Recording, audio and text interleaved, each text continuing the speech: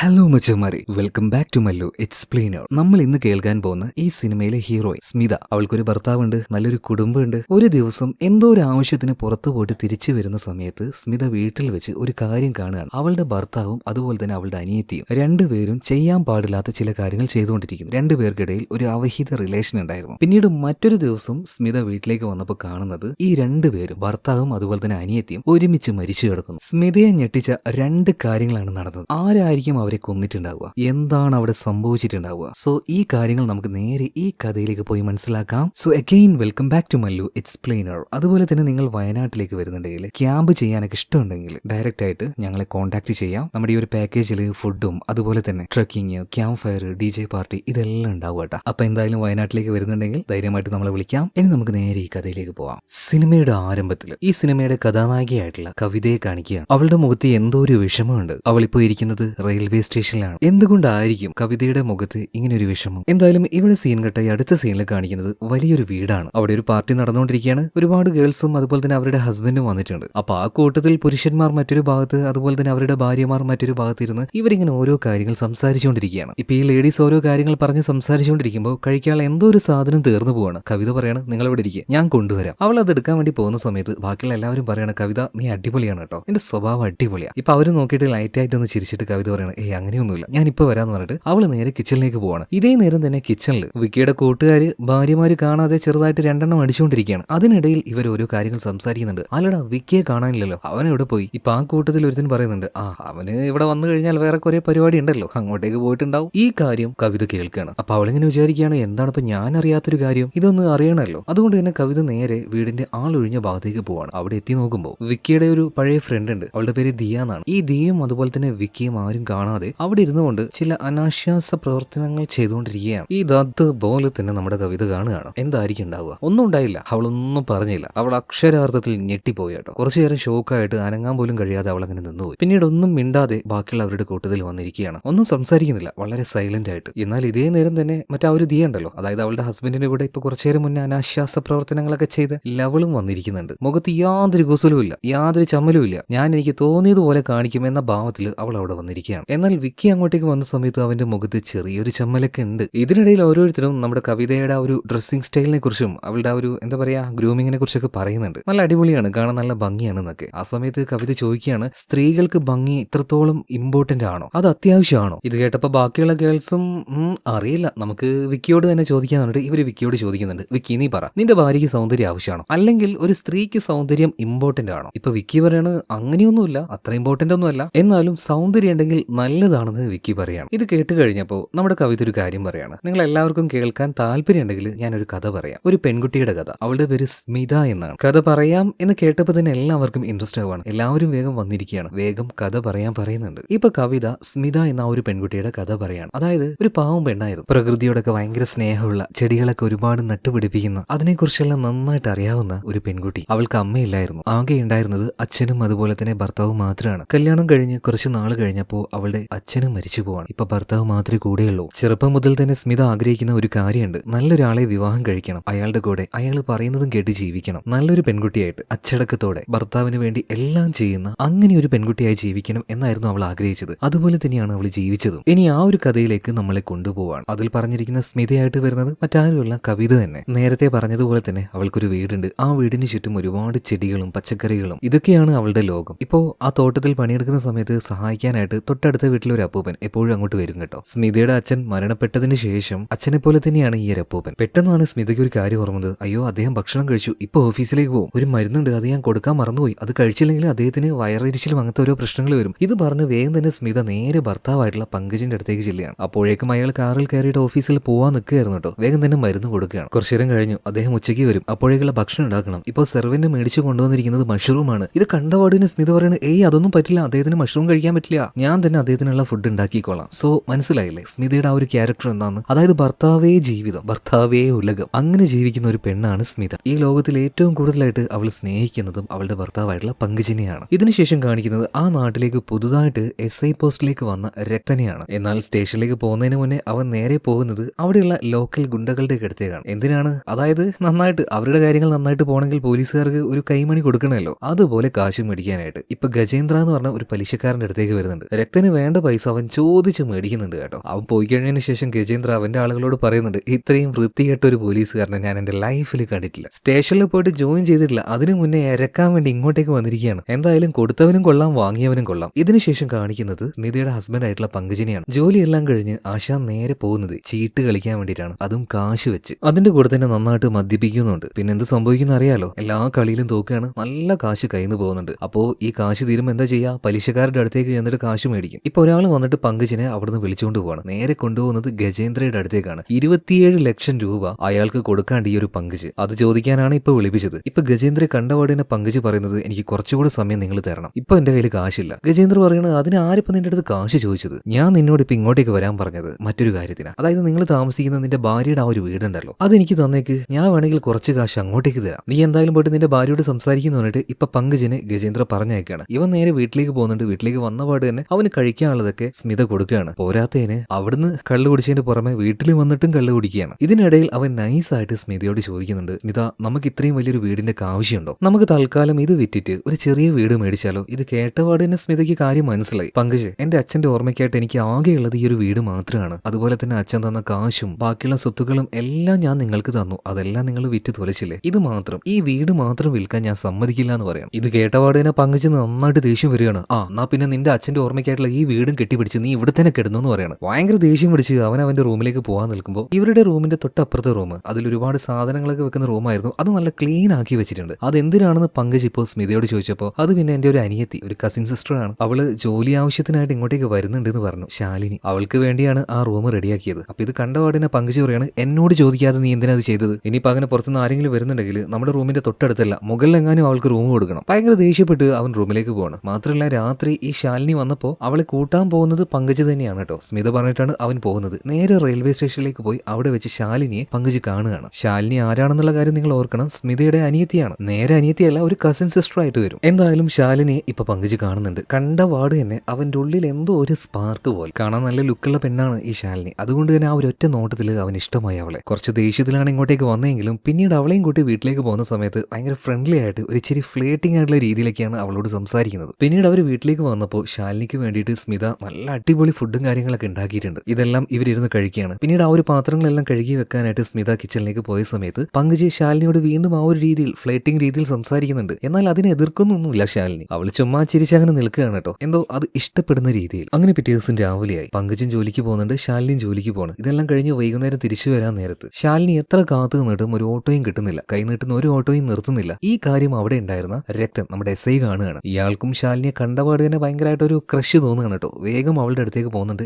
എന്താ വിഷയം ചോദിക്കുന്നുണ്ട്. ശാലിനി കാര്യം പറയാണ്, കുറെ നേരമായി ഇതുവരെയായിട്ട് ഒരു ഓട്ടോ കിട്ടിയിട്ടില്ല എന്ന് പറയണം. അതിനെന്താ, ഞാൻ എന്തായാലും ആ ഒരു വഴിക്ക് പോവാണ്, നിങ്ങൾ വേണമെങ്കിൽ എന്റെ ബൈക്കിൽ കയറിക്കുമെന്ന് പറയണം. യാതൊരു മടിയും കൂടാതെ ശാലിനി അയാളുടെ കൂടെ കയറുകയാണ്. മാത്രമല്ല ഈ രക്തന്റെ കൂടെയും ഭയങ്കര ഫ്രണ്ട്ലി ആയിട്ട് തന്നെ അവള് സംസാരിക്കുന്നുണ്ട്. പിന്നീട് രക്തൻ തന്നെ ശാലിനിയെ വീട്ടിലേക്ക് ഡ്രോപ്പ് ചെയ്യുകയാണ്. സോ അവള് വന്ന് ഇറങ്ങുന്നതെല്ലാം നമ്മുടെ സ്മിത കാണുന്നുണ്ടെങ്കിലും ഇങ്ങനത്തെ കാര്യമൊന്നും സ്മിത ശാലിനിയോട് ചോദിക്കാൻ നിൽക്കില്ല. അതൊക്കെ അവളുടെ ഇഷ്ടമാണ്, അവൾക്ക് ഇഷ്ടമുള്ളത് അവള് ചെയ്തോട്ടെ, അതിലെന്തിനാ നമ്മൾ ഇടപെടുന്നത്? അങ്ങനെ കുറച്ച് വൈകുന്നേരമായ സമയത്ത് സ്മിത അവളുടെ തോട്ടത്തിൽ ചെറിയ പണികളൊക്കെ ഉണ്ടായിരുന്നു. കൂടുതൽ തന്നെ ഇപ്പോൾ ശാലിനി ഉണ്ട് കേട്ടോ. സ്മിത ഇങ്ങനെ ഓരോ ജോലികൾ ചെയ്തുകൊണ്ടിരിക്കുമ്പോൾ ശാലിനി അവളുടെ നെയിൽ പോളിഷും കാര്യങ്ങളൊക്കെ ഇങ്ങനെ ചെയ്തുകൊണ്ടിരിക്കുക. അപ്പൊ സ്മിത പറയുന്നുണ്ട്, ഒന്ന് വന്ന് ഹെൽപ്പ് ചെയ്തുകൂടെയെന്ന്. അപ്പൊ ശാലിനി പറയുന്നത്, ഏയ് അതൊന്നും പറ്റില്ല, എന്റെ കയ്യിൽ മണ്ണ് തട്ടിയാലേ ഇതൊക്കെ പോകുന്നു പറയാണ്. ഇത് കേട്ടപ്പോൾ സ്മിത പറയാണ്, നീ ഇനി എന്തൊക്കെ ചെയ്തിട്ട് എന്താ കാര്യം? കല്യാണം കഴിഞ്ഞാൽ നീ ഒരാളുടെ വീട്ടിലേക്ക് പോകണം, അയാളുടെ എല്ലാ കാര്യവും നീ നോക്കണം, തോട്ടം വൃത്തിയാക്കണം, വീട് വൃത്തിയാക്കണം, ചിലപ്പോൾ ബാത്റൂം വരെ കഴുകേണ്ടി വരും. കല്യാണത്തിനെ കുറിച്ച് പറഞ്ഞ സമയത്ത് പെട്ടെന്ന് ശാലിനിയുടെ മുഖം മാറുകയാണ്. അത് കണ്ടപാടിന് സ്മിത ചോദിക്കണം, അല്ല എന്താ പറ്റിയത്? വല്ല പ്രണയവും കാര്യങ്ങൾ ഉണ്ടായിരുന്നോ? ആളിപ്പോ എവിടെയാളെന്ന് ചോദിക്കുകയാണ്. അപ്പൊ നമ്മുടെ ശാലിനി പറയണ്, ഒരു പ്രണയം ഉണ്ടായിരുന്നു, ആള് അയാളുടെ ഭാര്യയുടെ കൂടെ ഇപ്പൊ പോയിന്ന് പറയണം. ഇത് കേട്ടപാടിന് സ്മിത ചോദിക്കണം, എന്ത് ഭാര്യയുടെ കൂടെ പോയിന്നോ? അതായത് ഉദ്ദേശിച്ചത് എന്താണെന്ന് മനസ്സിലായില്ലേ? പങ്കജിന്റെ കാര്യം തന്നെയാണ് ശാലിനി പറയുന്നത്. പെട്ടെന്ന് തന്നെ ശാലിനി ടോപ്പിക്ക് മാറ്റുന്നുണ്ട്. അതൊന്നുമില്ല ചേച്ചി, ചുമ്മാ തമാശക്ക് പറഞ്ഞ, വാ നമുക്ക് മുകളിലേക്ക് പോകാന്ന് പറഞ്ഞിട്ട് സ്മിതയും കൂട്ടി ശാലിനി നേരെ വീട്ടിന്റെ ഉള്ളിലേക്ക് പോവാണ്. അങ്ങനെ ദിവസങ്ങൾ കുറച്ച് കടന്നു പോവാണ്. ശാലിനിയുടെ സ്വഭാവത്തിലേക്ക് ചെറിയ ചെറിയ മാറ്റങ്ങൾ വരാൻ തുടങ്ങി. കാരണം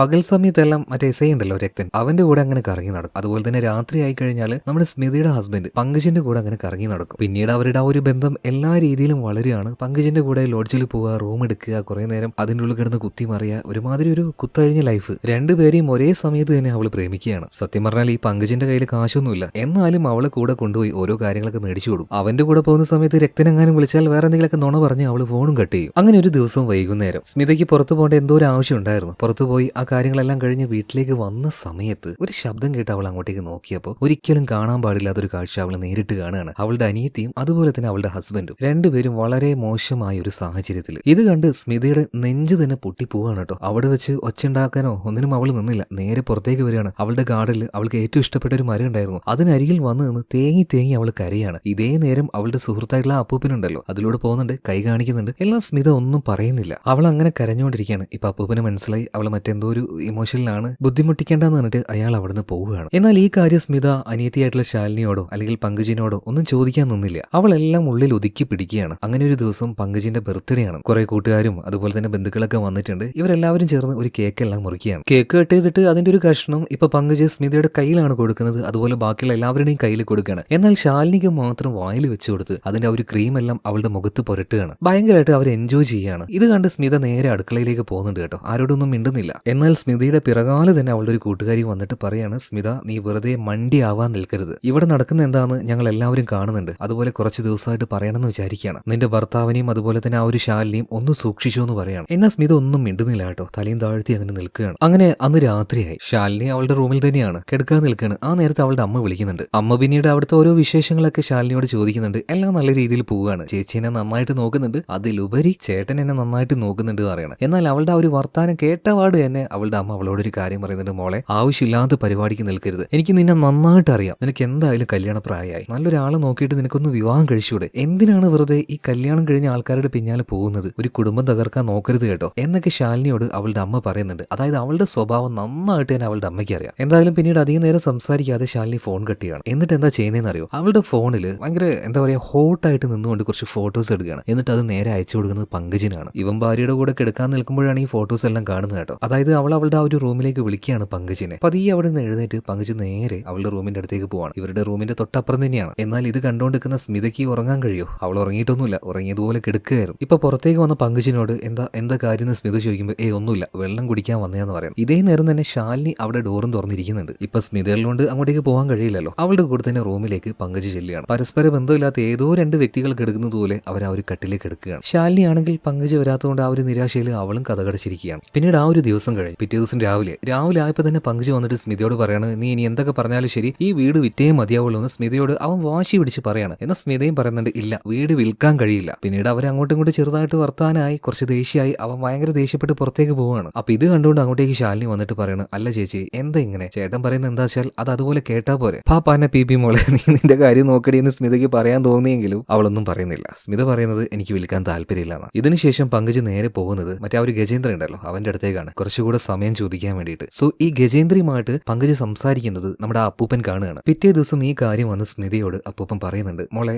നമുക്കൊരു ലൈഫേ ഉള്ളൂ. ഈ ലൈഫിൽ ഒന്നില്ലെങ്കിൽ നമ്മൾ ആരെങ്കിലും ഒരു ഇരയായി മാറണം, അല്ലെങ്കിൽ ചിലത് നഷ്ടപ്പെടുത്തിക്കൊണ്ട് നമുക്ക് ലൈഫിൽ മുന്നേറാൻ പറ്റണം. കാര്യങ്ങളൊക്കെ വഷളായിട്ടാണ് മുന്നോട്ടേക്ക് പോകുന്നത്. മോൾക്ക് മോളുടെ ലൈഫിൽ ഓരോ തീരുമാനം എടുക്കാനുള്ള അവകാശമുണ്ട്. ഞാൻ എന്തായാലും ഇപ്പൊ പോവാണ്. അതായത് ഇൻഡയറക്റ്റ് ആയിട്ട് പങ്കജിന്റെ കാര്യം പറഞ്ഞുകൊണ്ടാണ് അപ്പൂപ്പൻ അവിടുന്ന് പോകുന്നത്. ഇതിനുശേഷം സ്മിത ഒരുപാട് നേരം ആ ഒരു പുൽത്തകിടിയിൽ കിടന്ന് അങ്ങനെ ആലോചിക്കുകയാണ്. എന്താണ് ഇപ്പൊ അവളുടെ മനസ്സിൽ എന്നൊന്നും അറിയില്ല കേട്ടോ. പിന്നീട് പിറ്റേ ദിവസമായി രാവിലെ തന്നെ പങ്കജ് സ്മിതയെ വിളിച്ചിട്ട് പറയാണ്, ഇന്ന് എന്തായാലും എനിക്ക് നേരത്തെ വരാൻ കഴിയില്ല. ഏകദേശം ഒരു 9-10 മണിയൊക്കെ ആവും. ഒരു 6 മണിയാകുമ്പോൾ എന്നെ തേടി ഒരാൾ വരും. അയാൾ കുറച്ച് കാശ് തരും. ആ കാശ് നീ ഇവിടെ മേടിച്ച് വെക്കണം എന്ന് പറയണം. സ്മിത ആ ശരി, ഞാൻ മേടിച്ച് വെച്ചോളാം എന്ന് പറയണം. അയാൾ വേഗം പോകുന്നുണ്ട്. പിന്നീട് ശാലിനിയും ജോലിക്ക് പോകാൻ നിൽക്കുകയാണ്. എപ്പോഴത്തെയും പോലെ തന്നെ സ്മിത അവൾക്ക് കഴിക്കാനുള്ള ഫുഡ് ഒരു ചോറ്റുപാത്രത്തിലാക്കിയിട്ട് ശാലിനിക്ക് കൊടുക്കുകയാണ്. അവൾ അതുമായിട്ട് നേരെ ജോലിക്ക് പോയി. പക്ഷേ വൈകുന്നേരം ആയില്ല, അതിന് മുന്നേ തന്നെ ഒരു ഉച്ച ആയപ്പോഴേക്കും ശാലിനി തിരിച്ചു വരികയാണ്. എന്നാൽ ഇതേ നേരെയാണെങ്കിൽ സ്മിതയുടെ കൂട്ടുകാരിയുടെ വീട്ടിലെ എന്തോ ഒരു പൂജ നടക്കുന്നുണ്ട്. കുറച്ചധികം നേരം അവിടെ ഇരിക്കേണ്ടി വരും. അപ്പൊ അതിന് പോകാൻ നിൽക്കുകയാണ്. അതുകൊണ്ട് തന്നെ ഉച്ചയ്ക്കുള്ള ഭക്ഷണം ഉണ്ടാക്കിയില്ല. അല്ല ശാലിനി, നീ എന്താ പെട്ടെന്ന് പറയാതെ വന്നത്? ഞാനാണെങ്കിൽ ഉച്ചക്കത്തെ ഭക്ഷണം ഉണ്ടാക്കിയില്ലല്ലോ. അപ്പൊ ശാലിനി പറയണ, അതൊന്നുമില്ല ചേച്ചി, എന്താണെന്നറിയില്ല, കുറച്ചു നേരം മുന്നേ വയറിന് വല്ലാത്ത സുഖമില്ലാത്ത പോലെ ഒരുപാട് തവണ ബാത്റൂമിൽ പോയി. ഇനി എന്തായാലും ജോലിക്ക് നിൽക്കാൻ പറ്റില്ല. അതുകൊണ്ട് ഞാൻ തൽക്കാലം ഒരു ഹാഫ് ഡേ ലീവ് പറഞ്ഞ് ഇങ്ങോട്ടേക്ക് വന്നതാണ്. ഓക്കെ, കുഴപ്പമില്ല. എന്തെങ്കിലും വേണമെങ്കിൽ മോൾ ഉണ്ടാക്കി കഴിക്കൂലേ? ഞാനൊന്ന് എന്റെ കൂട്ടുകാരിയുടെ വീട്ടിൽ പോവാണ്. അതുപോലെ വൈകുന്നേരം ആവുന്ന സമയത്ത്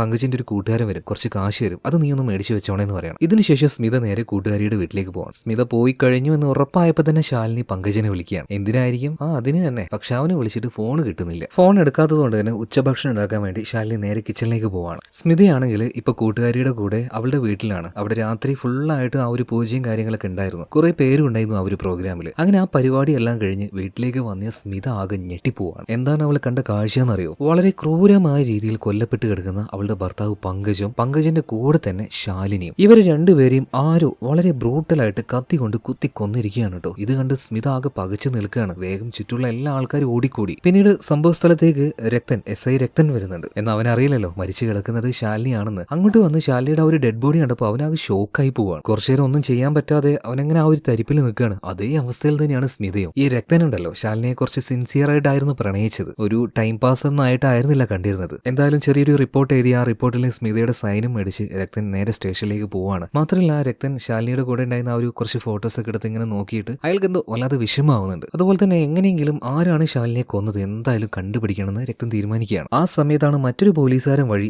രക്തൻ ഒരു കാര്യം അറിയുന്നത്. ഈ മരിച്ചുപോയ പങ്കജ് ഉണ്ടല്ലോ, അയാൾ പലതവണ ഈ പലിശക്കാരനായിട്ടുള്ള ഗജേന്ദ്രനെ കാണാൻ പോവാറുണ്ടായിരുന്നു. അതുകൊണ്ട് തന്നെ നേരെ ഗജേന്ദ്രയുടെ അടുത്തേക്ക് ഇപ്പൊ രക്തൻ പോവുകയാണ്. രക്തനെ കണ്ടപാട് തന്നെ ഗജേന്ദ്രൻ പറഞ്ഞു, എനിക്കറിയാം നീ ഇങ്ങോട്ടേക്ക് എത്തുമെന്ന്. അപ്പൊ തന്നെ രക്തൻ ചോദിക്കുന്നുണ്ട്, അല്ല നിങ്ങളും ആ ഒരു പങ്കജും തമ്മിൽ എന്താണ് ഇടപാട്? അപ്പൊ ഗജേന്ദ്ര പറഞ്ഞു, ഏകദേശം ഒരു 27 ലക്ഷം രൂപ അവൻ എനിക്ക് തരാണ്ട്. അപ്പൊ അതുമായിട്ട് ചെറിയ കാര്യങ്ങൾ സംസാരിക്കാനായിട്ട് അവൻ കഴിഞ്ഞ ദിവസം ഇങ്ങോട്ടേക്ക് വന്നിട്ടുണ്ടായിരുന്നു. സംഭവം അതൊന്നുമല്ല, അവൻ കാശ് എന്തായാലും തരുമൊന്നുമില്ല, അവന്റെ കയ്യിൽ ആ കാശൊന്നുമില്ല. അവർ താമസിക്കുന്ന ആ ഒരു വീടുണ്ടല്ലോ അവന്റെ ഭാര്യയുടെ പേരിലാണ്. അതെങ്ങനെയെങ്കിലും ഞാൻ എന്റെ പേരിലൊന്ന് ആക്കാനായിട്ട് നോക്കുകയായിരുന്നു. അപ്പൊ അത് കേട്ടപാട് തന്നെ രക്തൻ പറയണു, ഓഹോ അപ്പോ രണ്ടെണ്ണത്തിനെയും തട്ടിയത് നീ ആയിരിക്കുമല്ലേ? ഇപ്പൊ ഗജേന്ദ്രൻ പറയണ, എടാ ഞാൻ പറയുന്നത് നീ മുഴുവനായിട്ടൊന്ന് കേൾക്ക്. അങ്ങനെയല്ല കാര്യം, ഞാൻ മറ്റൊരു രീതിയിലാണ് പ്ലാൻ ചെയ്തത്. അതായത് ഞാൻ പങ്കജിനോട് കാര്യങ്ങളൊക്കെ പറഞ്ഞ് സംസാരിച്ചു. പങ്കജ് പറഞ്ഞത് ആ വീട് വിൽക്കാനായിട്ട് അവന്റെ ഭാര്യ സമ്മതിക്കില്ല എന്നാണ്. അതുകൊണ്ട് ഞാനും അവനും കൂടെ അവന്റെ ഭാര്യ സ്മിതയെ കൊല്ലാനായിട്ട് പ്ലാൻ ചെയ്തു. അപ്പൊ അതിനു വേണ്ടിയിട്ടാണ് ഇന്നലെ അവൻ വീട്ടിലേക്ക് നേരത്തെ പോവാതിരുന്നത്. രാത്രി 9 മണിയാവുമെന്ന് പറഞ്ഞുകൊണ്ടാണ് അവൻ വീട്ടിൽ നിന്ന് പുറത്തേക്ക് ഇറങ്ങിയത്. അതായത് അവന്റെ ഭാര്യ ഒറ്റയ്ക്കാക്കാൻ വേണ്ടിയിട്ട്. ഏകദേശം ഒരു 6 മണിയാകുമ്പോൾ എന്റെ ഒരാളെ ഞാൻ അങ്ങോട്ടേക്ക് അയക്കുമായിരുന്നു അവളെ കൊല്ലാനായിട്ട്. പ്ലാൻ പോലെ തന്നെ കാര്യങ്ങൾ നടന്നു. പങ്കജ് ഇല്ലാത്ത നേരത്ത് എന്റെ ഒരാൾ അങ്ങോട്ടേക്ക് പോയി വീട്ടിൽ ഒറ്റയ്ക്ക് ഉണ്ടായിരുന്ന സ്മിതയെ കൊല്ലുകയും ചെയ്തു. പക്ഷേ ചെറുതായിട്ടൊന്ന് പാളിപ്പോയി. സ്മിതയല്ലായിരുന്നു എന്റെ ആള് കൊന്നത്, ആ ശാലിനിയായിരുന്നു. അവളുടെ അനിയത്തിയാണ് തോന്നുന്നു. അതുപോലെ തന്നെ ഈ കൊല്ലാൻ പോയ ആള് ഡോക്യുമെന്റ്സ് കുറെ അവിടെയൊക്കെ തപ്പി നോക്കി, പക്ഷെ ആ ഡോക്യുമെന്റ്സും കിട്ടിയില്ല. അപ്പൊ ഇത് കേട്ട സമയത്ത് രക്തം പറയണത്, അപ്പോ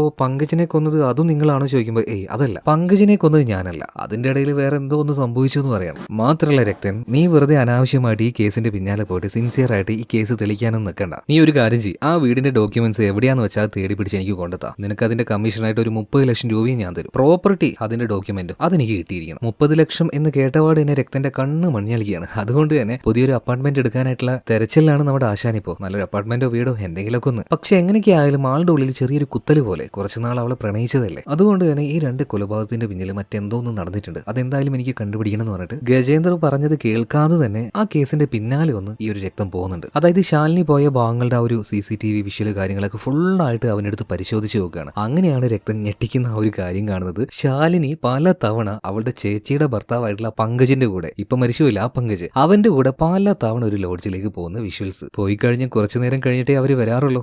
അതോടെ രക്തനൊരു കാര്യം മനസ്സിലായി, അവള് നന്നായിട്ട് ഇവനിട്ട് തേമ്പുമായിരുന്നു, തേക്കുമായിരുന്നു. അവനപ്പം തന്നെ അവന്റെ ഹെഡ് ഓഫീസർ വിളിക്കുന്നുണ്ട്. എന്നിട്ടൊരു കാര്യം പറയണം, സാറേ ഈ ഒരു മർഡറിൽ നമ്മൾ വിചാരിക്കുന്ന പോലെ വലിയ മിസ്റ്ററിയോ കാര്യങ്ങളൊന്നുമില്ല. അത് ആ മരിച്ച രണ്ടുപേരും തമ്മിൽ പരസ്പരം അങ്ങോട്ടും ഇങ്ങോട്ടും കുത്തി മരിച്ചതാണ്. അവര് തമ്മിലുള്ള എന്തോ ഒരു വാക്തർക്കം അത്രേ ഉള്ളൂ എന്ന് പറയണം. അതായത് രക്തൻ ആ ഒരു കേസ് അവിടെ ക്ലോസ് ചെയ്യാണ്. എന്നാലും ശാലിനി അവനെ തേമ്പിയ കാര്യം അത് കൺഫേം ആണോ എന്നൊന്നും അറിയാൻ വേണ്ടി ആ ലോഡ്ജിലേക്ക് പോവാണ്. അവിടുത്തെ ആളോട് ഈ പങ്കജിന്റെയും ശാലിനിയുടെയും ഫോട്ടോ കാണിച്ചിട്ട് ഇവരിവിടെ വരാറുണ്ടോ, എന്തിനാ വരുന്നത്, എത്ര നേരം ഇവിടെ നിൽക്കാറുണ്ട് എന്നുള്ള വിവരങ്ങളൊക്കെ ചോദിക്കുമ്പോൾ അയാൾ പറയുന്നത്, സാറ് വിചാരിക്കുന്ന പോലെ തന്നെ 2 വരും. ഇനിയിപ്പോൾ അതിലൂടെ പോകുന്ന സമയത്തെല്ലാം കുറേ ഒച്ചയും വിളി ഞാൻ കേൾക്കാറുണ്ട്. സാർ ഉദ്ദേശിച്ച തന്നെ അതിന് തന്നെ ഇങ്ങോട്ടേക്ക് വരുന്നത്. സോ അതോടുകൂടി രക്തം കൺഫേം ചെയ്തു, ശാലിനി അവന് ചീറ്റ് ചെയ്യായിരുന്നു, നല്ല രീതിയിൽ തേമ്പി വിടുകയായിരുന്നു. അതുകൊണ്ട് തന്നെ അവള് മരിച്ചതിലൊരു സങ്കടം ഉണ്ടായിരുന്നു. ആ സങ്കടം ഫുള്ളായിട്ട് അവന്റെ ഉള്ളിൽ നിന്ന് പോവുകയാണ്. മാത്രമല്ല അവളുടെ എല്ലാ ഫോട്ടോസും ഡിലീറ്റ് ആക്കി കളയുന്നുണ്ട്. എന്നാൽ ഇതിന് ശേഷമാണ് നമ്മുടെ രക്തന് ചില സംശയങ്ങൾ തോന്നി തുടങ്ങിയത്. അതായത് പങ്കജും ശാലിനിയും മരണപ്പെട്ടിട്ടുണ്ടെങ്കിൽ ഇനിയിപ്പോൾ അതിന്റെ പിന്നിൽ പങ്കജിന്റെ ഭാര്യയായിട്ടുള്ള സ്മിതയായിരിക്കും. എന്തായാലും അതൊന്ന് കൺഫേം ചെയ്യാൻ വേണ്ടിയിട്ട് അന്ന് സ്മിത ഒരു കൂട്ടുകാരിയുടെ വീട്ടിലേക്ക് എന്തോ പൂജയ്ക്ക് പോയെന്ന് പറയല്ലേ, അതൊന്ന് കൺഫേം ചെയ്യാൻ വേണ്ടി നേരെ അവരുടെ വീട്ടിലേക്ക് പോകണം. അപ്പൊ അവര് പറയുന്നത് ശരിയാണ്, അന്ന് ആ കൊലപാതകം നടന്ന സമയത്ത് സ്മിത ഇവിടെ ഉണ്ടായിരുന്നു. സോ ഇപ്പൊ പൂർണ്ണമായിട്ട് സ്മിതയെ സംശയിക്കാനും കഴിയുന്നില്ല. എന്തായാലും ഇതിനുശേഷം രക്തം നേരെ പോകുന്നത് സ്മിതയുടെ അടുത്തേക്കാണ്. എന്തായാലും ആ ഒരു കേസ് ക്ലോസ് ചെയ്യാൻ വേണ്ടി പോകണം. അതിന്റെ ആ ഒരു സൈൻ അവൾ ഇടണം. അപ്പൊ ആ ഒരു ഡോക്യുമെന്റിൽ അവൾ സൈൻ ചെയ്യുന്ന സമയത്ത് രക്തൻ നൈസായിട്ട് ഒരു കാര്യം പറയുന്നുണ്ട്. അതായത് നിന്റെ ഹസ്ബൻഡ് പങ്കജ് ഏകദേശം ഒരു 27 ലക്ഷം രൂപ ഒരാൾക്ക് കൊടുക്കാണ്ട്. ആളുടെ പേര് ഗജേന്ദ്രൻ എന്നാണ്. ഈ ഏരിയയിലെ പ്രധാനമായിട്ടുള്ള റൗഡിയാണ്. ഭർത്താവ് മരിച്ച സ്ഥിതിക്ക് ആ ഒരു കാശ് കൊടുക്കേണ്ടത് നിന്റെ ചുമതലയാണ്. കൊടുക്കാൻ എന്തെങ്കിലും വഴിയുണ്ടോ ചോദിക്കുമ്പോൾ സ്മിത ഒന്നും മിണ്ടുന്നില്ല കേട്ടോ. അപ്പൊ രക്തൻ ഒരു കാര്യം പറയുന്നുണ്ട്, നീ നിന്റെ ഈ ഒരു വീട് വിൽക്കുകയാണെങ്കിൽ ഞാൻ നിന്നെ ഹെൽപ്പ് ചെയ്യാം. നല്ലൊരു എമൗണ്ടിന് ഞാൻ നിനക്ക് അത് സെറ്റാക്കി തരാം. ഇനിയിപ്പോൾ ആ ഒരു ഗജേന്ദ്രൻ നേരിട്ട് വന്ന് ഇത് ഡീലാക്കാൻ നിന്നാൽ നിനക്ക് ഒന്നും കിട്ടില്ല, വീടും പോവും, 1 രൂപ പോലും കിട്ടുമില്ല. സോ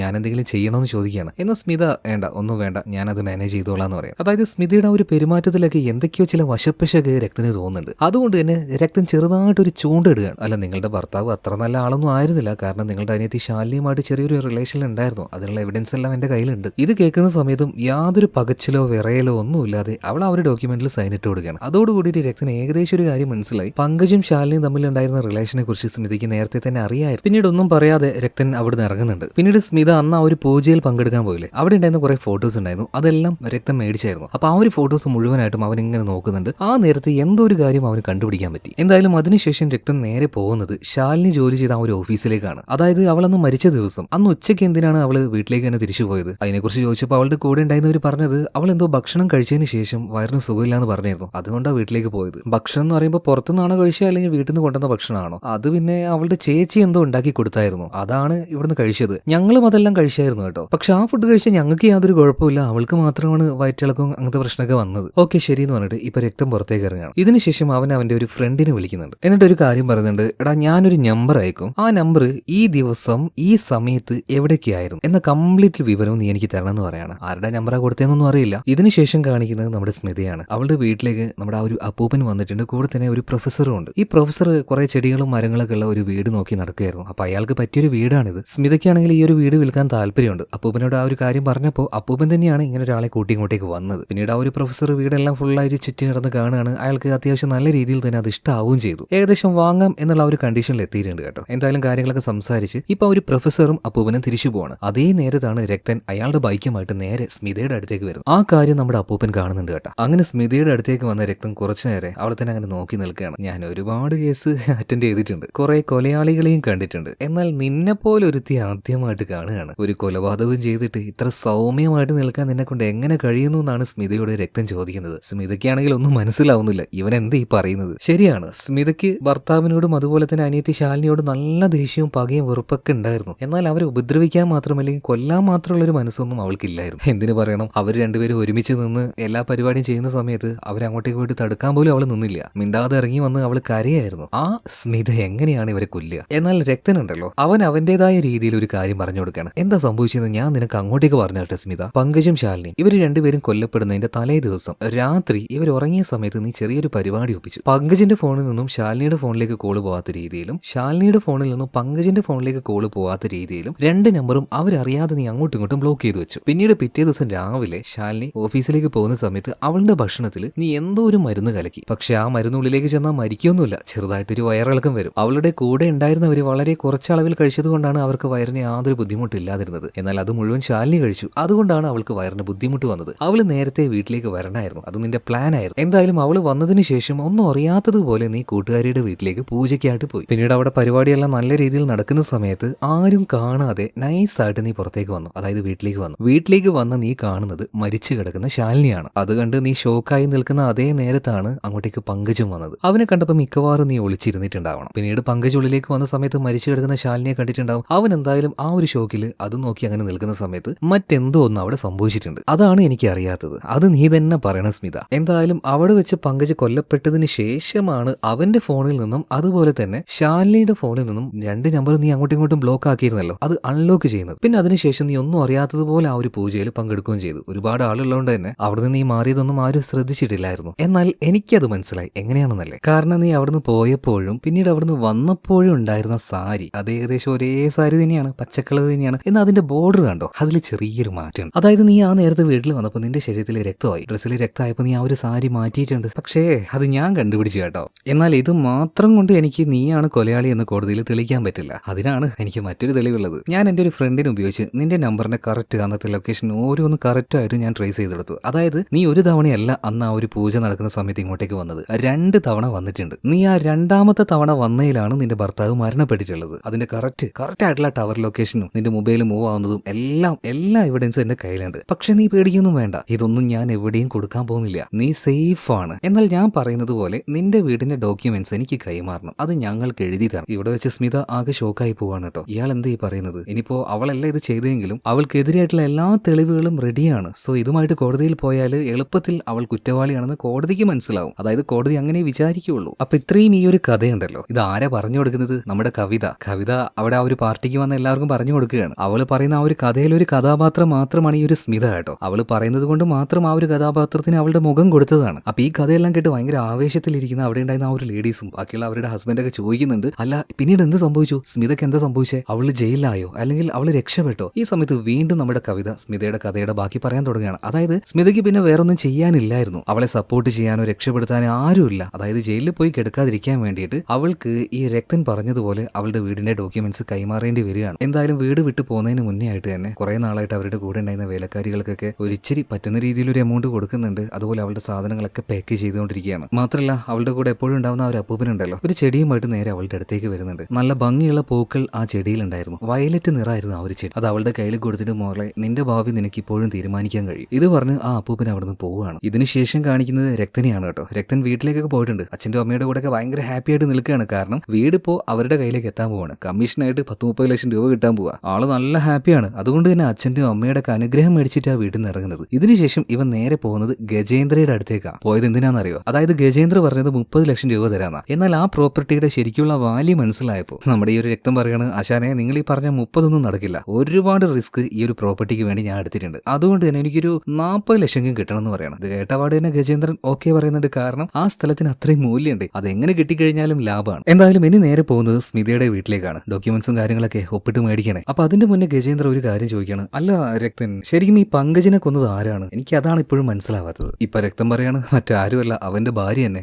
സ്മിതയോ? ഗജേന്ദ്രൻ ഒന്ന് ഞെട്ടുന്നുണ്ട്. അല്ല എന്തിനാ കൊന്നതെന്ന് ചോദിക്കുമ്പോൾ മറ്റൊന്നുമല്ല, ഈ പങ്കജും സ്മിതയുടെ അനിയത്തിയുമായിട്ട് ഒരു അവിഹിത റിലേഷൻ ഉണ്ടായിരുന്നു. അത് അവൾ കൈയോടെ പൊക്കിയിട്ടുണ്ടാവണം. അതുകൊണ്ടായിരിക്കും അവൾ ഇങ്ങനെ പ്ലാൻ ചെയ്ത് കൊന്നത്. ഓ അതിന്റെ പിന്നിൽ അപ്പൊ ഇങ്ങനത്തെ ഒരു കളി ഉണ്ട് അല്ലേ? എന്നാലും പങ്കജിനെ അവളാണോ കൊന്നത്? എനിക്ക് അങ്ങോട്ട് വിശ്വസിക്കാൻ പറ്റുന്നില്ല എന്ന് ഗജേന്ദ്ര പറയാം. നിങ്ങൾ വിശ്വസിക്കാതിരിക്കുകയോ ചെയ്തോ. എന്തായാലും ഞാൻ ഡോക്യുമെന്റ്സുമായിട്ട് ഇപ്പൊ വരാന്ന് പറഞ്ഞിട്ട് രക്തം നേരെ പോകുന്നത് നമ്മുടെ സ്മിതയുടെ വീട്ടിലേക്കാണ്. മാത്രമല്ല അവൻ പറഞ്ഞതുപോലെ അവന്റെ പേരിലേക്ക് വീടും സ്ഥലവും മാറ്റിയിട്ടുണ്ട്. അതിന്റെ ആ ഒരു ഡോക്യുമെന്റ്സ് ഇപ്പൊ അവന്റെ കയ്യിൽ കൊടുത്തിട്ടുണ്ട്. അത് നോക്കി വായിച്ചോളാൻ പറയാണ്. അതേ നേരം തന്നെ അടുക്കളയിൽ പോയിട്ട് സ്മിത ഒരു ചായയുമായിട്ട് വരികയാണ്. ഇത് അവനോട് കുടിക്കാൻ പറയുന്നുണ്ട്. എന്ന് രക്തം പറയാണ്, ആ പൂതി മനസ്സിൽ വെച്ചേക്ക്. നീ ഇതിൽ വല്ലതും കലക്കിയിട്ടുണ്ടാവും. അത് ഞാൻ കുടിക്കണല്ലേ. എന്നിട്ട് ഇവിടെ കിടന്ന് വേണം പെടഞ്ഞു ചാവാൻ. അതുകൊണ്ട് ചായ അവിടെ നിൽക്കട്ടെ, ഞാൻ ഡോക്യുമെന്റ്സ് ഒന്ന് വായിച്ചു നോക്കട്ടെ എന്ന് പറഞ്ഞിട്ട് ആ ഡോക്യുമെന്റ്സ് മുഴുവനായിട്ടും അവൻ വായിച്ചു നോക്കുകയാണ്. ഏകദേശം ഫുൾ വായിച്ചു നോക്കി എല്ലാം ഓക്കെയാണ്. അതിനിടയിൽ രക്തന് ഒരു കാര്യം ചോദിക്കുന്നുണ്ട്, അല്ല സ്മിത നീ നിന്റെ ഹസ്ബൻഡ് പങ്കജുണ്ടല്ലോ, അവനെ എങ്ങനെയാ കൊന്നത്? ഇത് ചോദിച്ചതേ രക്തന് ഓർമ്മയുള്ളൂ. അപ്പൊ തന്നെ അവന്റെ കൈയും കാലും വിറക്കാൻ തുടങ്ങുകയാണ്. കയ്യിൽ നിന്നും ആ ഒരു ഡോക്യുമെന്റ്സ് അത് താഴേക്ക് വീണു പോവുകയാണ്. ചുണ്ടെല്ലാം ഒരു ഭാഗത്തേക്ക് അങ്ങനെ കൂടിക്കൂടി പോവാണ്. സംസാരിക്കാൻ പോലും കഴിയുന്നില്ല. അവന്റെ ശരീരം തന്നെ ഇപ്പൊ തളർന്നു പോയിട്ടുണ്ട്. ഈ നേരത്ത് അവിടെ കൊണ്ടുവച്ച ആ ഒരു ചായ ഉണ്ടല്ലോ, ആ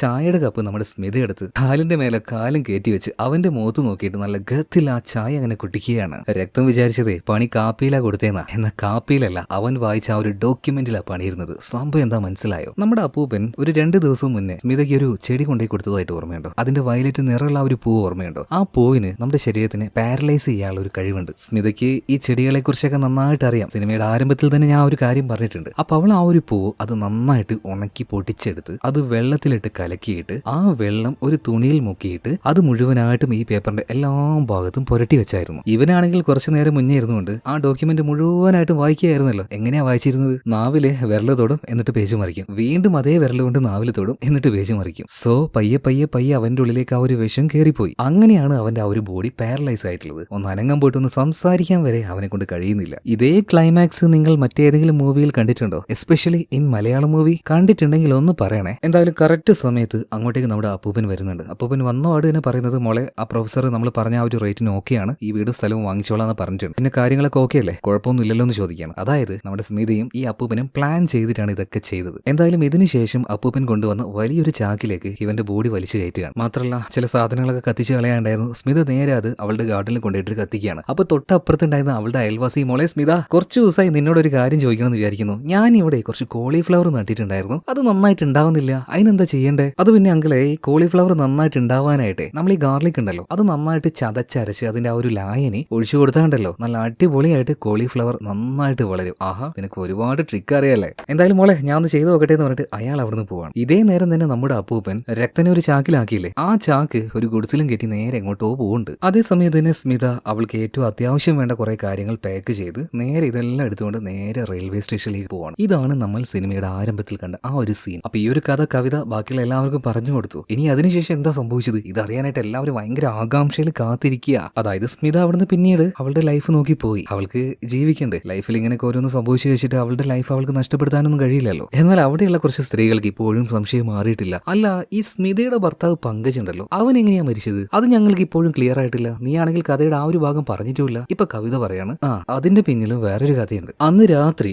ശാലിനി മരണപ്പെട്ട സമയത്ത് അങ്ങോട്ടേക്ക് സ്മിത വന്നായിരുന്നല്ലോ. അതേ നേരം തന്നെ പങ്കജും വന്നു. അവനെ കണ്ട സമയത്ത് സ്മിത വേഗം പോയിട്ട് വീട്ടിന്റെ ഉള്ളിൽ ഒളിച്ചിരുന്നു. പിന്നീട് പങ്കജ് വന്ന് മരണപ്പെട്ട് കിടക്കുന്ന ശാലിനിയെ കണ്ടപ്പോൾ അവനാകെ ഞെട്ടിത്തരിച്ചുപോയി. അതുപോലെ തന്നെ ഇവന് ചെറിയൊരു പ്രശ്നം ഉണ്ടായിരുന്നു, വലിവിന്റെ പ്രശ്നം. അപ്പൊ അവന് വലിക്കേണ്ട ഒരു മരുന്നും ഉണ്ടായിരുന്നു. പെട്ടെന്ന് തന്നെ ശ്വാസം മുട്ടൽ ഇളകി. അവനിപ്പോ ആ ഒരു മരുന്നെടുത്ത് വലിക്കാൻ ചെയ്യാൻ നോക്കുമ്പോൾ അവിടെ ഉണ്ടായിരുന്ന സ്മിതയുടെ കയ്യിൽ ആ ഒരു മരുന്നുണ്ടായിരുന്നു. അതുമായിട്ട് അവള് നേരെ ഭർത്താവിന്റെ അടുത്തേക്ക് പോയി. അയാൾ വിചാരിച്ചു അയാൾക്ക് അത് കൊടുക്കുമെന്ന്. എന്നാൽ സ്മിത ആ മരുന്ന് കൊടുത്തില്ല. നിലത്തേക്കിട്ട് പിറകിലേക്ക് ചവിട്ടിക്കളയാണ്. ആ ദേഷ്യത്തിന് പങ്കജ് ഒരു കത്തിയെടുത്ത് അവളെ കുത്താൻ നോക്കുന്നുണ്ടെങ്കിലും അവനെ കൊണ്ട് ആവുന്നില്ല. അവനവിടെ വീണുപോയി. ഇപ്പൊ അവന്റെ കാലിൽ ചവിട്ടി പിടിച്ച് ആ കത്തി അവന്റെ കയ്യിൽ നിന്ന് ഊരിയെടുത്ത് സ്മിത തന്നെയാണ് അവന്റെ നെഞ്ചിലേക്ക്, അവന്റെ ഹൃദയത്തിലേക്ക് ആ കത്തി കുത്തി കയറ്റിയത്. ഇവിടെ നടക്കുന്ന കാര്യങ്ങൾ പലപ്പോഴും അവൾ നേരിട്ട് കണ്ടിട്ടും മിണ്ടാതിരുന്നത് അവൾക്ക് ദേഷ്യമോ സങ്കടമോ ഒന്നും ഉണ്ടാകാതിരുന്നിട്ടല്ല, സഹിച്ചു നിൽക്കുകയായിരുന്നു അവസരം വരുമ്പോൾ കൊടുക്കാനായിട്ട്. അന്ന് ഇവർ രണ്ടുപേരും കൂടെ സ്മിതയുടെ ചങ്കിലേക്കാ കത്തി കയറ്റിയത്. അതിന് പകരമായിട്ട് തന്നെ സ്വന്തം കെട്ടിയവന്റെ നെഞ്ചിലേക്ക്, ഹൃദയത്തിലേക്ക് തന്നെ അവൾ കത്തി കുത്തി കയറ്റിയാണ്. ആ നേരത്തെ അവൾ നന്നായിട്ട് കരയുന്നുണ്ടായിരുന്നു. പക വീട്ടും വേണം, ഭർത്താവിനെ കൊല്ലുകയും വേണം. ആ നേരത്താണ് സ്മിതയുടെ ദേഹത്ത് ഒരുപാട് രക്തമായതും അതുപോലെ തന്നെ അവൾ ആ ഒരു സാരി മാറ്റിയത്. മാത്രമല്ല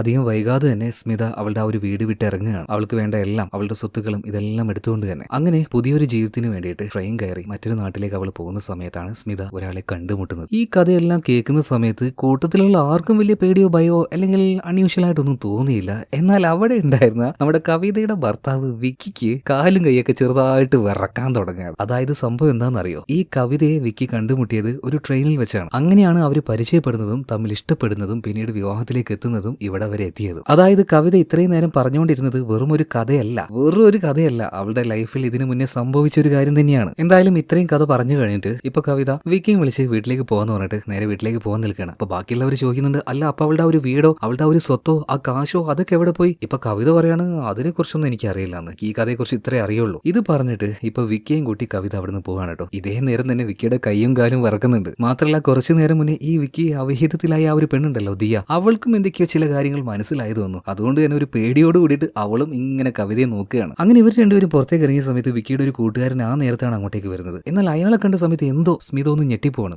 കവിത ഒന്ന് ഞെട്ടിപ്പോവാണ്. അയാളെ കാണാതെ തന്നെ അവിടുന്ന് അവരുടെ വീട്ടിലേക്ക് പോവാണ്. വീട്ടിലേക്ക് എത്തി രാത്രിയായി ഡ്രസ്സ് എല്ലാം ചേഞ്ച് ചെയ്യുന്ന സമയത്ത് ഈ വിക്കി നൈസായിട്ട് അവളോടൊന്ന് ചോദിക്കാൻ നിൽക്കുന്നുണ്ട്, അല്ല ആ ഒരു കാശ് അതെന്തായി? അതായത് സംഗതി ഏകദേശം വിക്കിക്ക് മനസ്സിലായല്ലോ. അതായത് കവിതയുടെ ലൈഫിൽ ഇതിനു മുന്നേ സംഭവിച്ച കാര്യം തന്നെയാണ് ആ കഥയിലൂടെ അവൾ പറഞ്ഞിരിക്കുന്നത്. എന്നാൽ അതിനുള്ള മറുപടി അവൾ കൊടുക്കുന്നതിന് മുന്നേ തന്നെ വീടിന്റെ കോളിംഗ് ബെൽ അടിക്കുകയാണ്. നേരെ അവൾ ചെന്ന് വാതിൽ തുറക്കുന്നുണ്ട്. നോക്കുമ്പോൾ ആരാ, നമ്മുടെ ആ പഴയ അപ്പൂപ്പൻ തന്നെ. മൂപ്പരുടെ കയ്യിൽ ഇപ്പൊ മറ്റൊരു ചെട്ടിയുണ്ട്, അതിൽ ആ ഒരു പൂക്കളും ഉണ്ട്. അതായത് കവിതയുടെ ഇപ്പോഴത്തെ ഭർത്താവായിട്ടുള്ള വിക്കി, അവനുള്ള പണി പാലും വെള്ളത്തിൽ വരാതിരിക്കുന്നുണ്ട്. ഇതിനുശേഷം കാണിക്കുന്നത് രക്തനെയാണ്. അവനിപ്പോ ബോഡി മുഴുവൻ പാരലൈസ് ആയി, സംസാരിക്കാനും കഴിയുന്നില്ല, നടക്കാനും കഴിയുന്നില്ല, കൈയൊന്നും അനക്കാനും പറ്റാതെ ഏതോ ഒരു ഹോസ്പിറ്റലാണ്. അവനെ കാണാനായിട്ട് അവന്റെ ചേട്ടൻ ഇപ്പൊ അങ്ങോട്ടേക്ക് വരുന്നുണ്ട്. അത് മറ്റാരുമല്ല, കുറച്ചു മുന്നേ കവിത ഒരാളെ കണ്ട് ചെറുതായിട്ടൊന്ന് ഭയന്നില്ലേ, അതായത് വിക്കിയുടെ ഒരു കൂട്ടുകാരനെ, അയാൾ തന്നെ, അയാളാണ് രക്തന്റെ ചേട്ടൻ. ഇപ്പൊ അനിയനെ കാണാനായിട്ട് അയാൾ ഇപ്പോൾ ഹോസ്പിറ്റലിലേക്ക് വന്നിരിക്കുകയാണ്. എപ്പോഴും ഈ ചേട്ടൻ വരുന്ന സമയത്ത് രക്തൻ എന്തോ ഒന്ന് പേപ്പറിൽ എഴുതി കാണിക്കാൻ വേണ്ടി ശ്രമിക്കുന്നുണ്ട്. എന്നാൽ ഇതുവരെയായിട്ടും ഒരു വാക്ക് പോലും അവനെ കൊണ്ട് എഴുതാൻ പറ്റിയില്ല. എന്നാൽ അവസാനം ഇപ്പോൾ യെസ് എന്ന് എഴുതിയിട്ടുണ്ട്. എല്ലാം ചെയ്തത് സ്മിത എന്നാണ് അതിലൂടെ പറയാൻ ശ്രമിക്കുന്നത്. പക്ഷെ അവൻ ഓരോ കാര്യങ്ങൾ വ്യക്തമായിട്ട് എഴുതി അത് വേറെ ആരെങ്കിലും വായിച്ച്